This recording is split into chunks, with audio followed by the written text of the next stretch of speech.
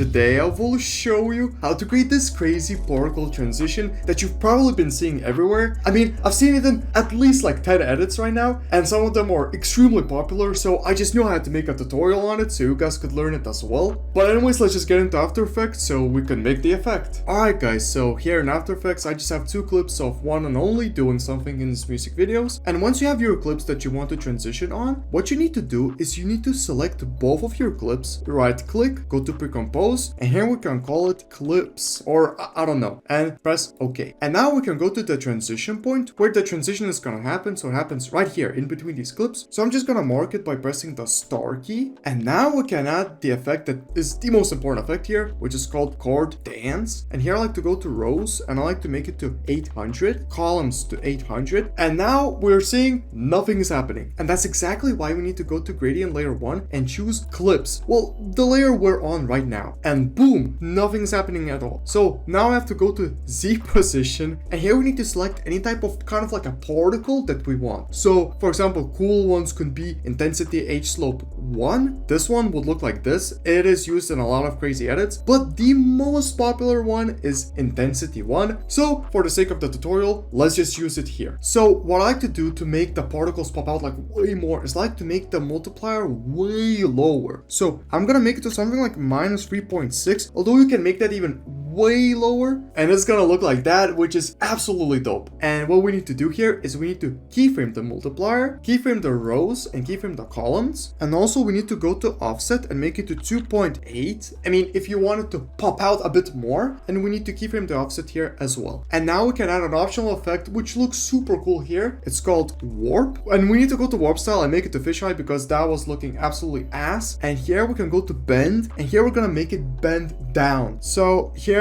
let's make the bend to something like minus 90, and it's gonna like literally bend the whole like screen, which is super cool for this type of an effect. And here we can keyframe the bend at minus 9, and now we can press U and we will see all of the keyframes we just made. And now here comes the fun part. Let's mess around with the keyframes. So go to wherever you want your transition to start, like to literally just begin. So maybe I want the transition to be a bit longer, so we can start right here. So the most important thing is you need to go to the start and make the multiplier to 0. Oh yeah, I guess another super important thing would be to make the bend at 0, because you're just gonna have a bend screen. So let's make it to 0 as well. And here we can also make the offset to 0, but the rows and columns, I like to make it just something like just 300. Yeah, both of them make it to 300. And it's just gonna like kind of like slowly pop in. But a little secret sauce I like to do is here somewhere in the middle of the transition, I like to make the warp to 25. It's gonna like pop in now, and then it's gonna pop out where the transition happens. And now let's go to like the literal end of the transition. And here again, we just need to nullify the multiplier, the offset, and of course the warp, because that's gonna be crazy. And we can make the columns again to like 300 and the rows to 300 as well. The bigger the rows and columns, the more pixelated it gets, by the way. And now we literally need to select all of the keyframes we just made and press F9. And now we can go to the multiplier keyframe and go to the graph editor. And here I like to make it kind of sharp, like go down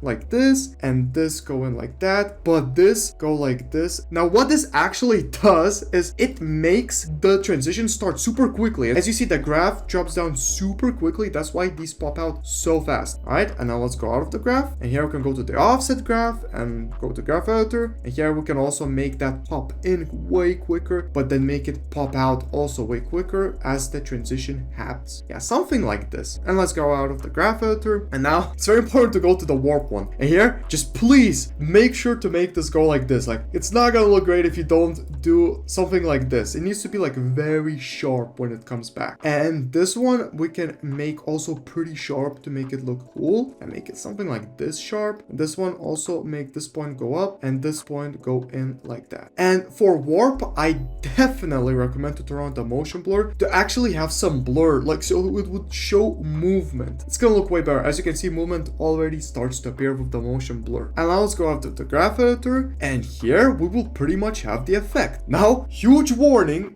this effect is crazy for the RAM. I mean, it's laggy, like very laggy. I mean, literally guys, here we go. You get this this insane transition. I mean, and also if you want, we can sauce this up like way crazier. So what we can do is we can press Ctrl to Y to make a new adjustment layer on which we can add like a super cool, maybe like a distortion. So I'm gonna go to animation presets, user presets, and I'm gonna go to impact presets v2, and I'm gonna drag and drop color pop. And this is how it's going to look.